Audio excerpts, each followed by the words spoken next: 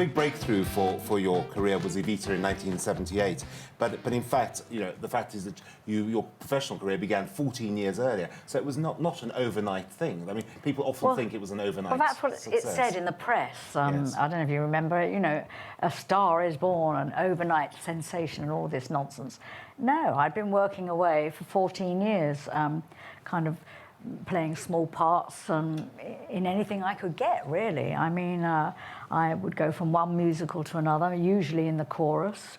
And then I did start to get smaller roles and so on and so forth. I mean, really, I wanted to be a serious actress. That's what I left drama school thinking I was going to do. I was going to, you know, be a serious actress, classical actress. But I couldn't get the parts. I couldn't. I think my height has always held me back in some degree. You know, I think that really did. It stood in my way.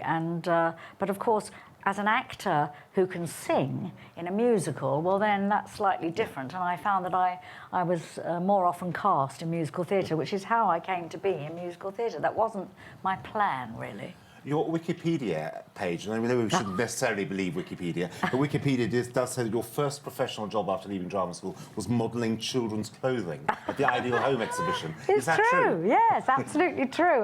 That's absolutely true. And presumably that's because of you. Well, again, being short, you're allowed to say it. Yes. Yes, being little. Myself and Wendy Padbury, who went on to great acclaim in Doctor Who. She and I were pals, and we were both little people, and looked much younger than our years, and God, am I glad for it now. No, I'm kidding. We were cast to, it was Marks and Spencer, actually, and they had a stand at the Ideal Home exhibition and a long sort of runway, and about 4 o'clock every afternoon, the kids would have to, well, we had to come out, other grown-ups came out and modelled Marks and Spencer's clothing. But Wendy and I were relegated to relegation swimming costumes, if you remember those things, you know, just sort of round and nothing in them, awful.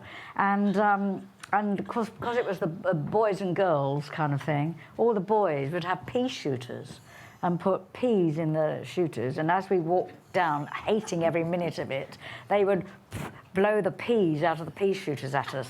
It was ghastly. I mean, that really was, you know... A very auspicious start to your...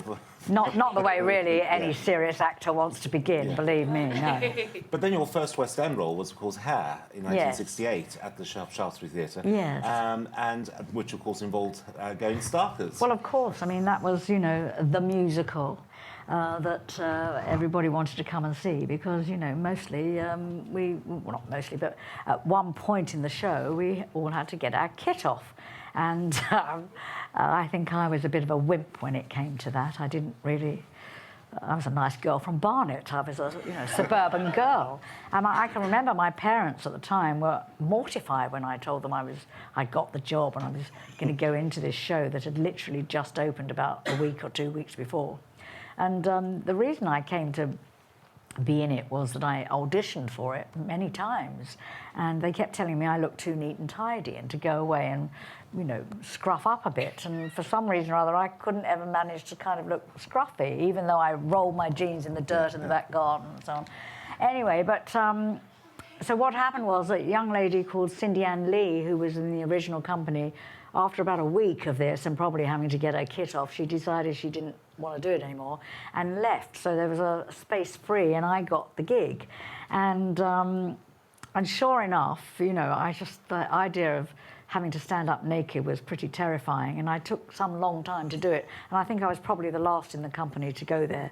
And in the end, everybody ribbed me about it and said, come on, you've got to do it, you know. And so Gary Hamilton, who was a friend of mine in the company, he was very tall and dark and handsome looking guy. And he said, I'll tell you what, I'll stand with you and hold your hand for a bit of moral support. And I thought that was rather nice of him, and he was kind of cute, so I thought, give me a bit of courage. Anyway, so we were at the back. I don't know why, we decided to stand at the back of the stage, thinking that we wouldn't be seen, stupidly.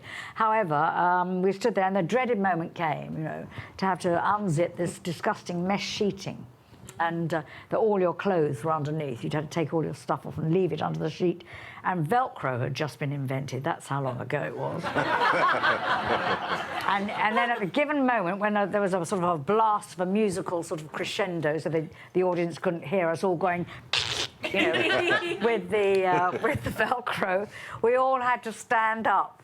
And I never forget it. And I stood up in my birthday suit, and the shock and the horror of it was so immense that I reached out to grab hold of Gary's hand. Only the fact that he was 6'4", it wasn't his hand I was holding.